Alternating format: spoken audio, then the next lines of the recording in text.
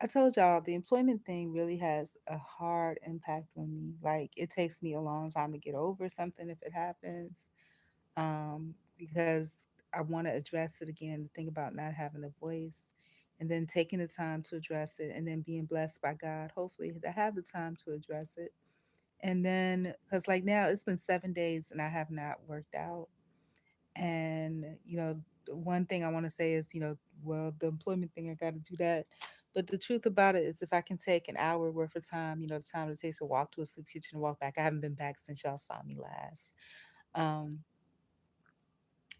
because I was focusing on employment. But you guys, like, that's not an excuse because it's just an hour a day. And pretty much I used to do the exercise so much, they're basically like second memory. I don't even have to think about it to do it. So no excuses. Employment, it does affect my health, but it's not necessarily, I don't know if it's really the employment that affects it, but I think it's the repercussions behind it. It's me not being able to have that voice. So it's so important for me to get that voice back. And like I said, I'm working on it. In the past, I've always been very kind. I've always been very jovial. I think that I still want to always come from a place of love, but I need to hit hard and be open because these are things that other people face too.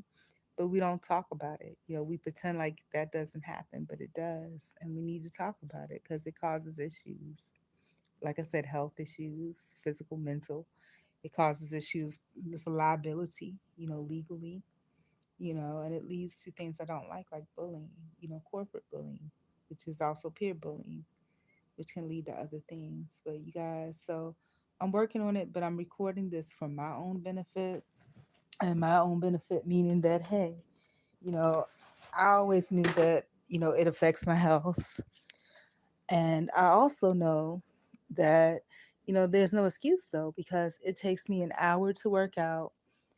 I can't allow myself, I know that it impacts me like that. So I need to be prepared. I can't allow myself to do that. My health is so important, especially at this age and stage of my life. I can't allow myself to do this, but I'm almost to a closing point. So, oh shit. I'm almost to a closing point. So I'll say probably in the next day or two, I should be at a good closing point. So then I'm just going to work out all day, all night, nonstop until I have to go back, you know, and, until that, because I want to catch up, but from now on, I can't allow that to happen. Those exercises, I have them down just basically by memory. And it's so easy. That hour goes by like it's nothing, so I can't allow myself to do that. And it should be at the point now where I can do it by memory if I want to, the whole routine, at least the first, the Korean and the ballet, I have the weights and stuff and eventually the weights too. I don't want to mess my body up. It's slowly coming back together and I don't want to destroy it.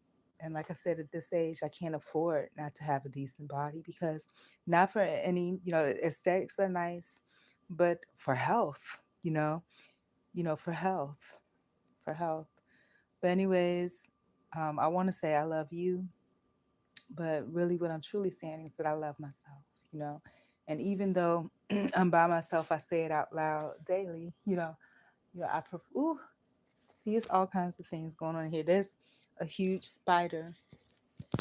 See, I don't know. I might also not be recording now because I just realized that even though I wasn't using the headphone jack was plugged in. There's huge spiders. This is like a horror. I usually don't do horror movies, but I think I'm gonna start. I was tempted to watch Twilight Zone, but I was like, yeah, no, I don't do horror movies, and I probably won't be able to sleep. But anyhow, that's it. That's all I gotta say. But yeah.